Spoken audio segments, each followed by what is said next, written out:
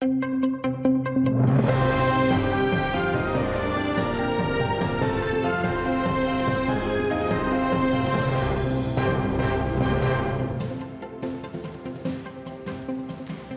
15 березня, час новин на АТР. Ви дивитеся «Заман». Я Софія Бляєва.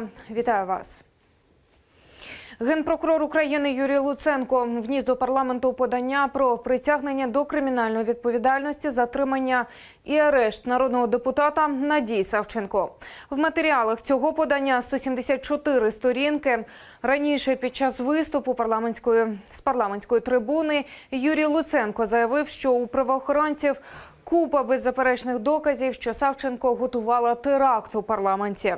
Наступної середи регламентний комітет має розглянути подання Генпрокуратури, а у четвер голосувати у сесійній залі. Сьогодні ж Верховна Рада виключила Надію Савченко зі складу Комітету з національної безпеки і оборони. У слідства є незаперечні докази того, що Надія Савченко, народний депутат України, особисто планувала, особисто вербувала, особисто давала вказівки про те, як провести терористичний акт тут, в цьому залі, знищивши бойовими гранатами дві ложі – урядову і посадову, мінометами обрушивши купол Верховної Ради і автоматами добиваючи тих, хто виживе. Сама Надія Савченко зранку прибула на допит в Службу безпеки України. Біля будівлі СБУ вона поспілкувалася з журналістами з приводу звинувачень на свою адресу і заявила наступне. Задайте собі питанням, хто хоч раз не думав знищити цю владу, знести цю владу, як закликали на всіх майданах? Хто не думав зірвати Банкову або Верховну Раду? Ми що живемо, в 37-му році, в сталінських часах, коли це є злочином? Про це не можна говорити на вулиці. У нас про це не говорить тільки лінивий. У нас про це говорять всі.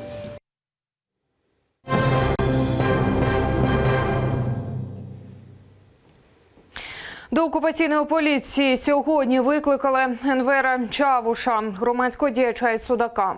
У райвідділку йому намагалися вручити невідомі документи, утім він їх не взяв і жодну з них не підписав. Тож правоохоронці пообіцяли прийти до нього додому і при понятих зачитати йому якісь документи. Напередодні окупанти намагалися вручити Рустему Усеїнову попередження про неприпустимість проведення несанкціонованих мітингів. Але чоловік відмовився брати ці папери. Пізніше таке повідомлення окупанти вручили ще одному кримському татарину Аблякіму Аблякімову із Судака.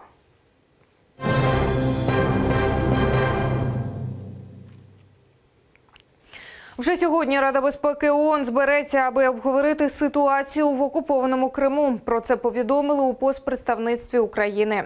Початок запланований на 21-ю за Києвом. Причому на цьому засіданні можуть бути присутні не лише члени Радбезу, а й інші держави. 1 березня Верховна Рада закликала Генеральну асамблею, Раду безпеки ООН, ОБСЄ, Європейський Союз, НАТО та іноземні парламенти не визнавати російські вибори в окупованому Криму. Крим – це Україна. Сполучені Штати нагадали Путіну, кому належить півострів. У відповідь на вчорашній візит очільника Кремля до окупованого Криму Держдеп США на своєму сайті розмістив заяву свого представника Хізер Ноет. У ній чітко зазначено, що 4 роки тому Росія провела незаконний сфабрикований референдум в Криму, намагаючись прикрити ним анексію української території. І увесь цей на окупованому півострові репресувала кримських татар, проукраїнських активістів, а також незалежних журналістів. Ми підтверджуємо нашу прихильність суверенітету і територіальній цілісності України в її міжнародно визнаних кордонах. Крим є частиною України, і наші санкції щодо Криму залишаться в силі, допоки Росія не поверне контроль над півостровом Україні. Москва анонсувала видворення британських дипломатів. Це у відповідь на аналогічні дії Лондона, каже очільник російського МЗС Сергій Лавров. Термінів він не назвав, сказав «скоро». Тим часом у Британії заявляють, у них достатньо доказів, що шпигуна Сергія Скрипаля отруїли нервово-паралітичним газом «Новачок», який привезли з Росії. І припускають, отруїти Скрипаля могли, коли він був у власному авто. Через отруєння Скрипаля напередодні збиралася Рада безпеки ООН, і там заявили, Росія причетна до замаху на колишнього російського розвідника.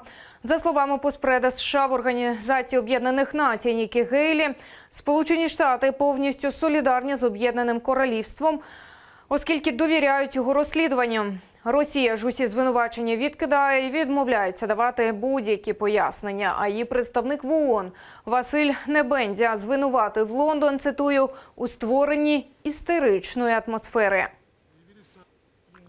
Сполучені Штати підтримують абсолютну солідарність з Великою Британією. Сполучені Штати вважають, що Росія несе відповідальність за напад на 2 людей в Об'єднаному Королівстві з використанням військової нервово-паралітичної речовини. Велика Британія шукає альтернативу російському газу, бо не хоче, аби Кремль використовував енергетичний ресурс як важіль впливу на неї. Про це заявила прем'єр-міністр країни Тереза Мей. За її словами, офіційний Лондон наразі розглядає кілька варіантів альтернативного постачання блакитного палива, зокрема закупівлю скрапленого природного газу. Напередодні Велика Британія вирішила вислати 23 російських дипломатів. Це стало її відповіддю на отруєння колишнього російського шпигуна Сергія Скрипаля. Британська прем'єрка Тереза Мей публічно припустила, що до цього замаху найвірогідніше причетний Кремль. Ми продовжуємо згадувати події 2014 року. 15 березня у суботу, у переддень незаконного референдуму у Сімферополі, відбувся останній проукраїнський мітинг. Учасникам акції почали погрожувати розправою.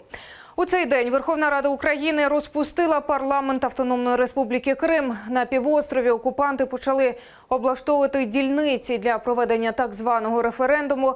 В Білогірському районі знайшли понівечене тіло Ришата Аметова, а в Нью-Йорку на екстреному засіданні Радбезу ООН Росія заблокувала резолюцію про територіальну цілісність та суверенітет України. Яким запам'ятався день 15 березня 2014-го? Далі без коментарів.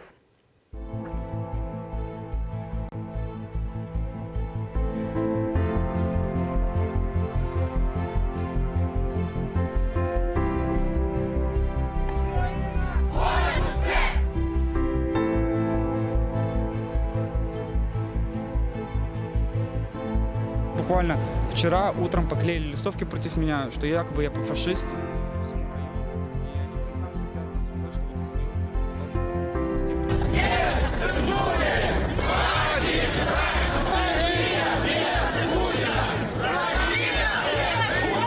Что получит этот Путин в итоге, скажите мне? Что он получит? Он получит врага в лице Украины. За 278 голосів рішення прийнято.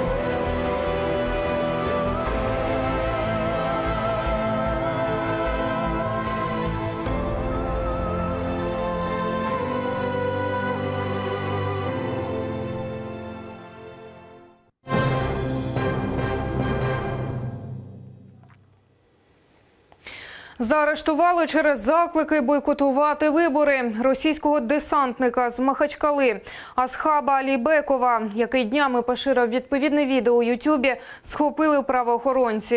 І відео із затримання десантника зняли на мобільний телефон. Випадкові свідки Асхаб Алібеков напередодні записав відеоролик, в якому закликав людей проігнорувати президентські вибори, бо результат цих перегонів вже і так відомий. Цей ролик у соцмережах зібрав понад 500 000 переглядів. Слушай, Путин, Владимир Владимирович, иди домой, а? За его высказывание его изначально уволили с работы. Сегодня он был арестован. То есть вчера еще Путин приезжал в Дагестан. И, скорее всего, это было сделано по личному его распоряжению.